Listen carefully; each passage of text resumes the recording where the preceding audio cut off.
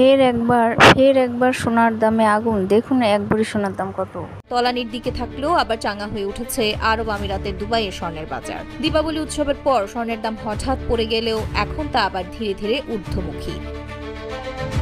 এদিকে বৈশ্বিক বাজারেও স্বর্ণের দাম সামান্য বেড়েছে। গত 2 দিনে প্রায় 6% কমলেও শুক্রবার 0.3% বেড়েছে। শুক্রবার দুবাইয়ের বাজারে 24 ক্যারেট স্বর্ণের দাম ছিল প্রতি গ্রাম 495.75 দিরহাম এবং 22 ক্যারেট স্বর্ণের দাম দাঁড়ায় 458.75 দিরহাম। বিক্রেতারা বলছেন, নতুন দামের সঙ্গে মানিয়ে নিয়ে ক্রেতারা আবার দোকানে ফিরছেন।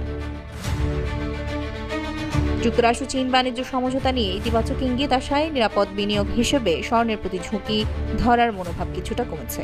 তবুও বছর জুড়ে স্বর্ণে এখন প্রায় 55% বেশি দামে লেনদেন হচ্ছে। বিনিয়োগকারীরা আশা করছেন যুক্তরাষ্ট্রের কেন্দ্রীয় ব্যাংক বছরের শেষ নাগাদ অন্তত এক দফা সুদের হার কমাতে পারে। বাজার বিশ্লেষকরা বলছেন, সাম্প্রতিক অস্থিরতার মাঝেও বিনিয়োগকারীরা ভবিষ্যতে দামের ওঠানামার ঝুঁকি থেকে বাঁচতে এখনো সক্রিয়ভাবে হেজিং করে যাচ্ছেন। পাশাপাশি স্বর্ণ সমর্থিত এক্সচেঞ্জ ট্রেডেড ফান্ড বা ইটিএফ থেকে বড় আকারে তহবিল তুলে নেওয়া হয়েছে, যা গত 5 মাসের মধ্যে সর্বোচ্চ।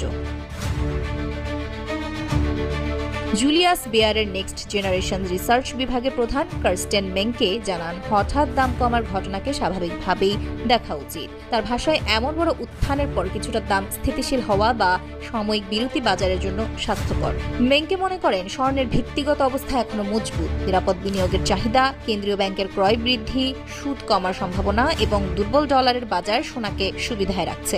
উদীয়মান অর্থনীতির দেশগুলো ডলার নির্ভরতা কমাতেই স্বর্ণের মজুদ বাড়াচ্ছে, যা স্বর্ণের শক্ত অবস্থান আরও স্থায়ী করে তুলছে। দাম কিছুটা নেমে আসায় সংযুক্ত আরব আমিরাতে খুচরা বিক্রি বাড়ার সম্ভাবনা তৈরি হয়েছে। ব্যবসায়ীরা বলছেন, 24 ক্যারেটের দাম যদি 500 দিরহামের নিচে থাকে তবে সামনে ক্রেতাদের ভিড় আরও বাড়বে।